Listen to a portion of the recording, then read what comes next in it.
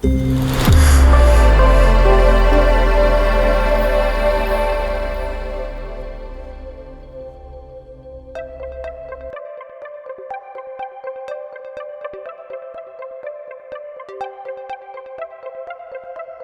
and welcome to Transformation Talks. I'm Donny Shimamoto, Inspiration Architect for the Center for Accounting Transformation, and I'm your guest host today.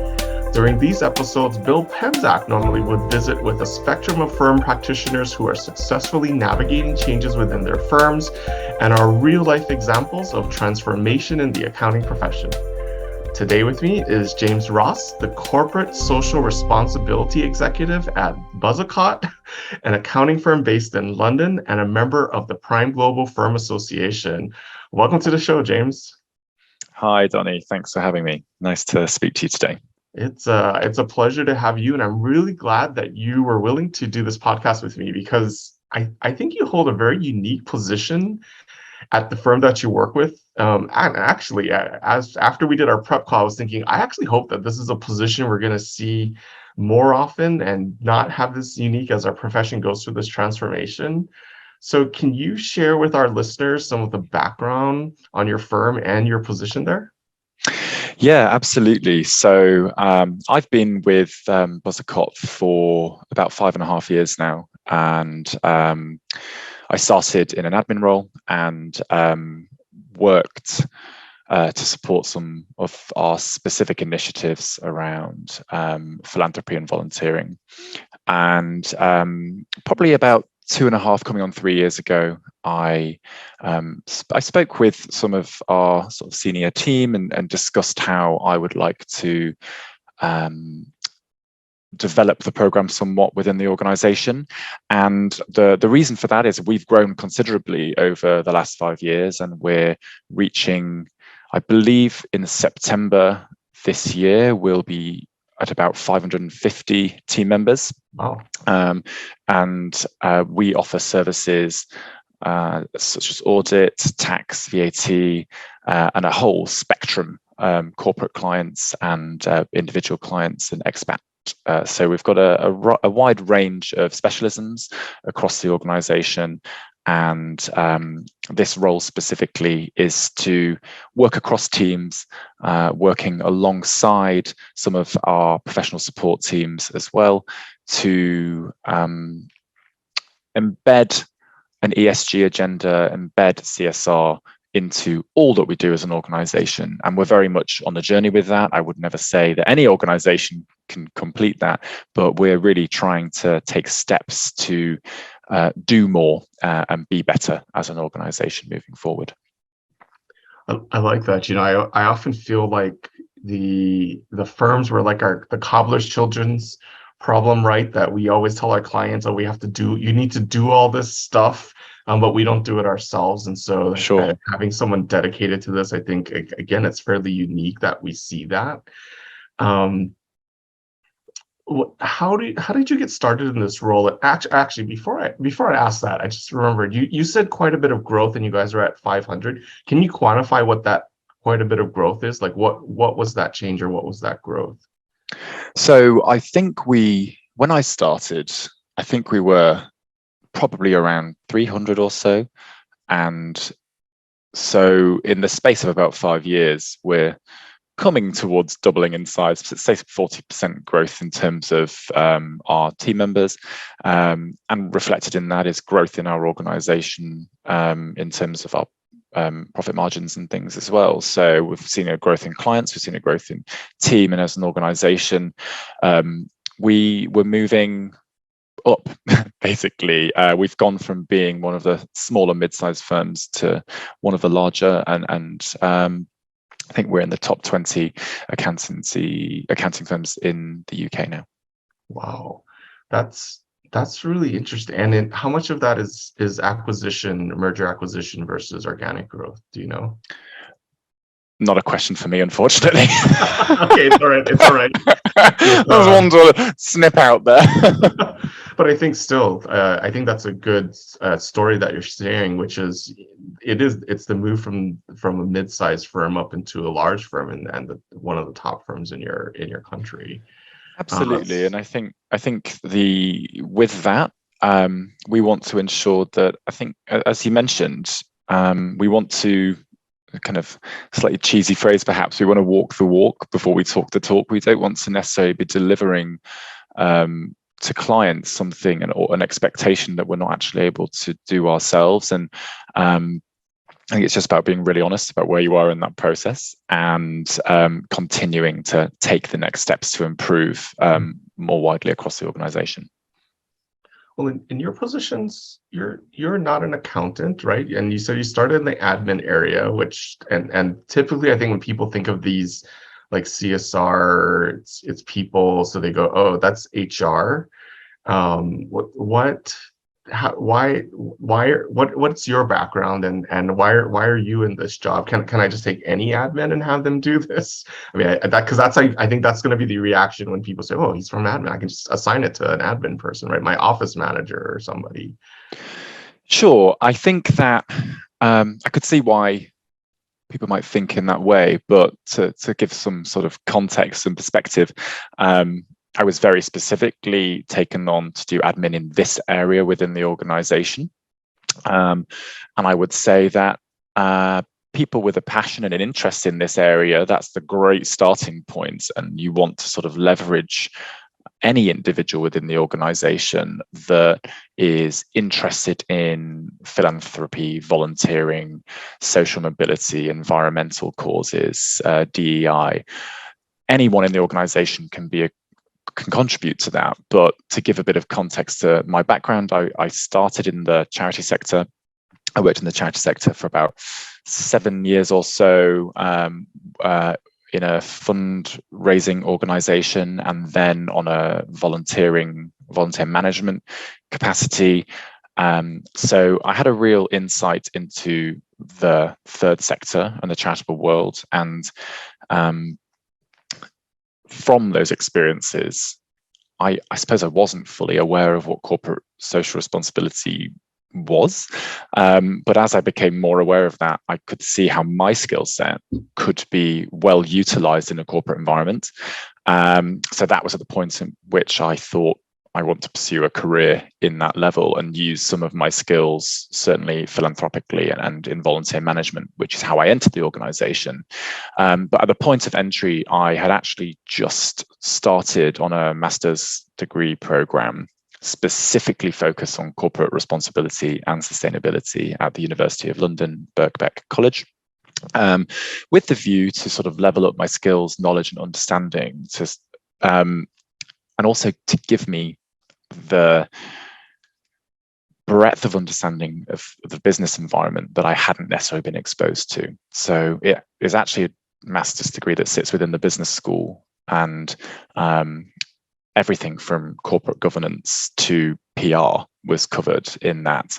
And I had a particular focus on more environmental challenges in my thesis. So my entry into the organization was alongside sort of that more rigorous academic understanding, as well as my sort of historic experiences within the third sector. Excellent. And I'm glad you mentioned the governance, because I think that is the direct tie. A lot of times accountants will hear this and go, why is this us? Well, this actually falls into the corporate governance area. And you use several of the words from E, S, and G, and so we know all of this ties back to ESG as well. Sure. One of my part of my question had been, this is typically we would see in HR. Are you part of the HR organization now, or like how is this different from what the HR person does? Because is this something that they could just say, here, HR person, go do this? Yeah, I don't sit with HR, but I like to think I work closely with them and work alongside them. There are a couple of reasons why I think that's useful and of benefit to the organization, because HR absolutely deliver on a number of these areas, particularly looking at the diversity, equality, or equity and inclusion area, because they're so heavily responsible for the intake of new staff members. And I would also bring into that the sort of well-being angle that they take care of within the organization. And my role actually sits separately from both the HR teams and the marketing and comms teams. I think sometimes this sits inside Marcoms. And the real benefit to that is it enables sort of a slightly external interrogation of those practices, and a little bit of distance from what HR specifically want to focus on. And so while they absolutely deliver on it, and we have an equality, diversity, and inclusion forum, which all team members from across any team within the organization can contribute towards, and multiple people will sit on that, which includes our managing partner. He is very proactive in forwarding this agenda, which I think is super important for any organization. If that doesn't come from the top, it's never going to be embedded. And I really feel that my role complements that by, as I say, offering some interrogation of what we're doing and providing ideas from a slightly different perspective from perhaps the HR regulatory environment. Some of this is complementary. It's not necessarily regulated for, but it's about taking the next steps and being advanced beyond necessarily what we're regulated to do. So I have the couple of things that I heard from you that I want to call out. Your role is really a complementary role. It's neither part of HR or part of the firm admin itself. And really your role is to bring in what I'm going to call diversity of perspective that it's not. And so it's also important, I think, that you are not an accountant, because we do have this tendency to look at things in the same way. So you're really balancing out both the traditional accountant and the HR professional in taking kind of this triple lens, if you will, in the way that you're looking at, maybe even quadruple if we add the traditional executive role in there. So that's really interesting. I think that's a really interesting way of describing it, actually, and maybe not quite how I would have described it myself, but it kind of encapsulates what I try to do. Absolutely. And you're right, no, I'm not an accountant, but we absolutely benefit from bringing those wider perspectives from within the organization, because ultimately without that sort of diversity of thoughts, you're inevitably going to miss out on some opportunities. So yeah, absolutely. Yeah, that's why I brought that up, because we've had that term diversity of thought has been thrown around a lot, and I think everyone goes, oh yeah, we just need people that think differently. But this is, I think, a great example of some very distinct viewpoints that we're familiar with, that it is really when you bring all this together and your job is to question rather than just here's a solution or here's what's happening. It was just right to you mentioned in our prep call, a lot of it is you're just asking additional questions, or saying like, have you looked at it this way, or have you thought about this? Yeah, absolutely. And I think that's certainly one element of it. And I think there is a solution focus, if we ever could say that we can solve some of these issues. Mm-hmm. I very much want to see outcomes and impacts, and really hear the benefit that people are experiencing by introducing and continuing to raise the agenda for other people within the organization, and actually encourage them to raise it for themselves, because ultimately our workforce are who make us a successful organization. And if we want our people to feel that they matter and that they're heard. So you take the HR, the senior management perspective, my perspective, but also part of that is always saying, what do you think, anyone and everyone within the organization? Why does this matter to you, and how can we make this better for you? I like that. Again, that's basically the inclusion that we hear a lot in DEI. Everyone's voice, everyone has a voice and feels like they've been included in as part of that decision. Even if it's maybe not the decision that they want, they've at least had an opportunity to voice their thoughts on it. Absolutely. You mentioned the outcomes and impact, which I think is an important concept to look at, because when we look at a lot of ESG CSR reporting, that's what you're trying to do, is to say, this is the outcome of what we've done, or this is the impact we've had, whether it's on the firm itself or on the community. And it was actually the report I actually saw Prime Global had pushed out.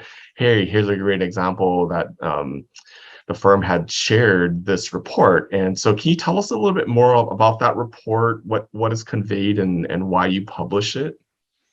Yeah, absolutely. We've been producing our reports in this area for quite a number of years now, and I've wanted to sort of develop that over time. And I think that we're moving towards a more ESG style report, but I don't think we're entirely ready to commit to reporting as much in depth across all areas as we could be. So it's a build over time.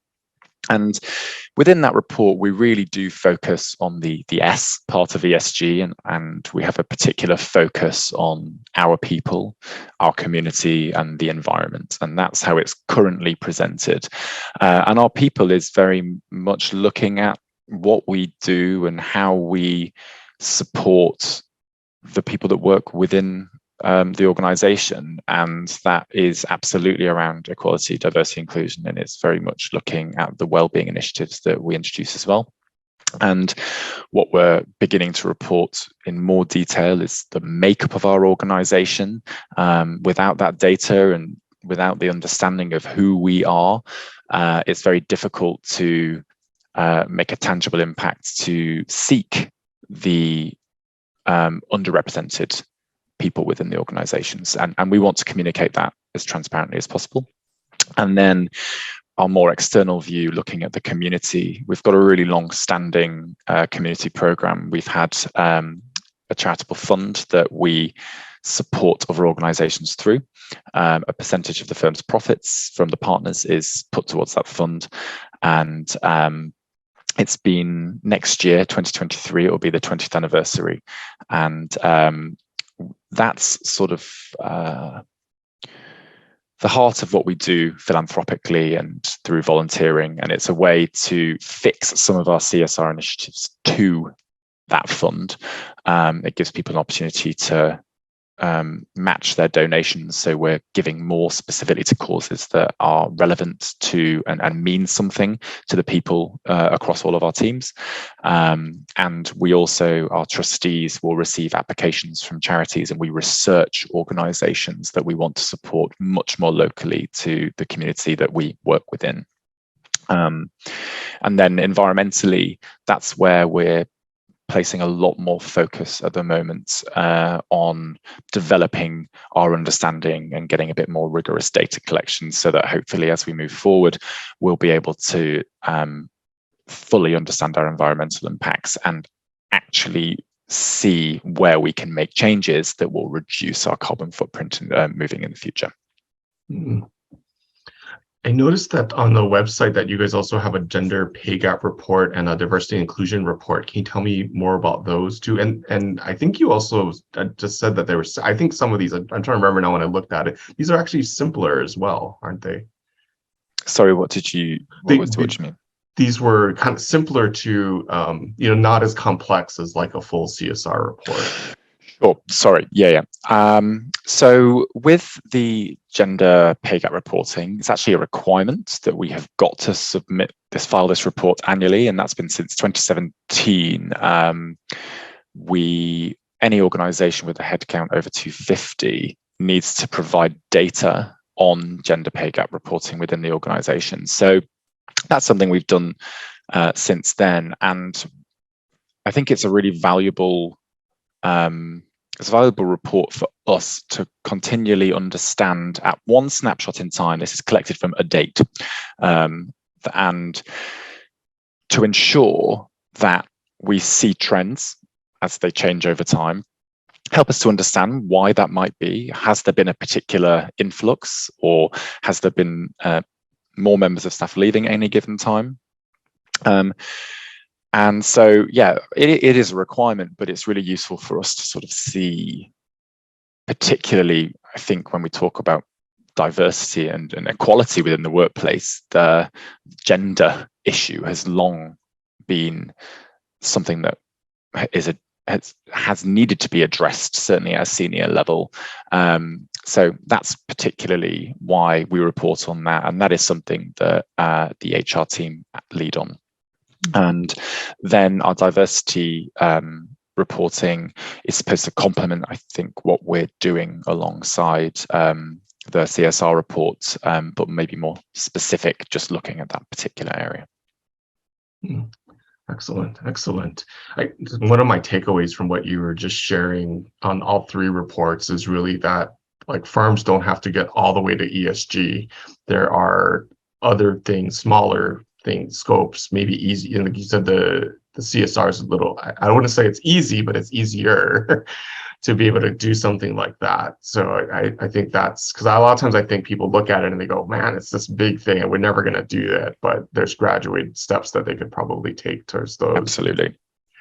I feel like every firm should really be publishing reports like this because the issues that you're mentioning, they're so critical today, globally. Like me having spoken with different firms and regions throughout the world, we see this whole concept of this great resignation or great reset that's occurring. You hear that all around as well. And if firms were actually to use this as recruiting and retention, not just for employees, because we hear about the next generation is very purpose driven. They want to make sure they're working for good, strong organizations, ethical organizations, but also from clients, and that the changing awareness around clients that I want to work with somebody more than that's going to just give me a report, right? My audit report or my tax return or whatever it might be. But do you have any advice for firms that want to start creating any of these types of reports for themselves? Absolutely. And I think you're bang on the money when you say more firms should be sharing this kind of information. I think the very heart of responsible business and what I try to do is to be transparent. And I think that there can be some nervousness around sharing information that maybe isn't seen as being absolutely the very best it could be. Because as part of that process, you're learning where you need to make improvements. And you're also holding yourself accountable, putting something into the world to say where you're going to start making changes. And if it isn't perfect, and I don't think any firm would ever say that they are, communicating how you intend to improve upon that is just as important, because that engenders trust. I think it tells the clients you're working with, it tells your wider workforce that this is something that matters to you, and ultimately this is how you intend to make those changes. I think I've been guilty of this in the past. I really want to see lots of huge changes happening sort of now, and that's never going to happen, because it's such a huge beast, really, because there are so many different areas that you should look at to make these improvements. So being realistic about where you can actively make a change within your organization and target 2, 3, 4 things that you really think you can do now and make progress on. Once that's become embedded within the organization, then you can take the next step and get a little bit deeper.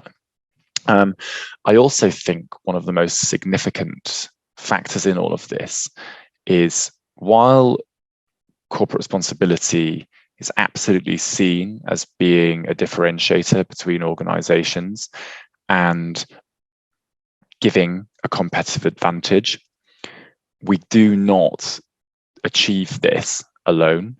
And so looking at the wider business community and building networks and sharing information, sharing best practice, where you've succeeded, where you've had difficulties, is incredibly important. And I've been really privileged to have access to lots of different people through various networks locally to our business, where people have had really open conversations. And then, this is a shared goal for society. It's not about making a quick buck against a competitor.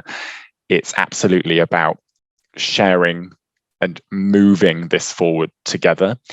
And you can't deny the fact that there's going to be a business case around do this better, and you're more likely to attract engaged team members. It's absolutely part of keeping people within the organization as well, because they see that they're working for an organization that actually takes this seriously, that it matters to, and actually takes them seriously and listens to their issues and what they would like to see changing.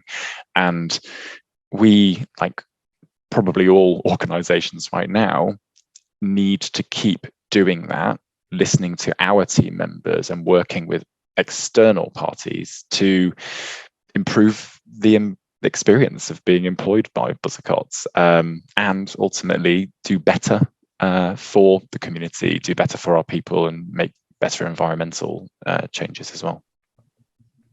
That's so powerful. And the things from what you just said, the things that really resonated with me were two things that you said. One, the concept of accountability, which I'll draw back again. As accountants, that's part of our role, is to hold people accountable.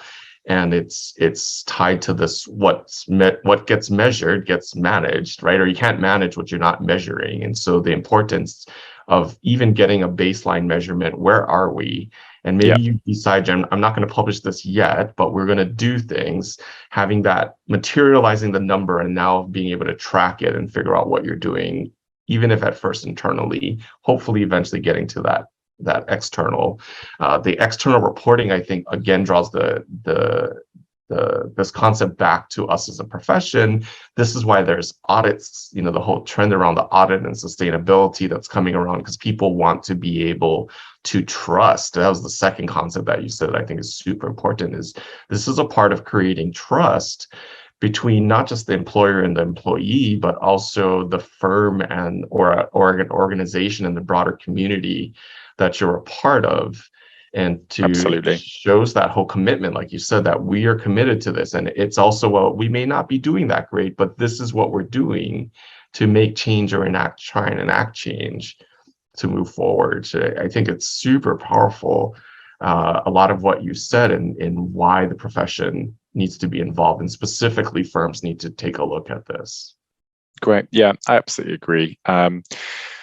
We, in our values, one of our key values is trust, and without that, that has to be internally and externally focused. Without that, you're not going to be successful, because we have very fortunate, we've got very long-standing clients that have been with us for years, and there's a reason for that, because I think they see the efforts that we're making. We try very hard to communicate that with them, and we also try to demonstrate that internally, that our team members are working for an organization that really does take this seriously. And I think that's a really super important point.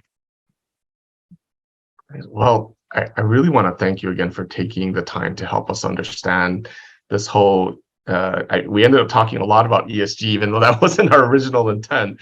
But Sure. The tie between ESG, CSR, D&I, like all of these things that are really kind of becoming part of it. And I think we've, hopefully for the listeners out there, we've done a good job in kind of showing them how this is really a part of the transformation of our profession, not just within the firm, but in the way that we interact and can have a positive impact on the communities that we're working with.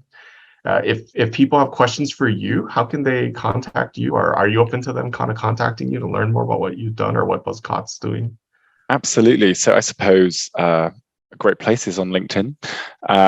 So I can be found on there with the sort of handle James-Ross-CSR. That's probably the easiest way, but a quick search in Google, James Ross Buzzacott, will probably find me quite easily.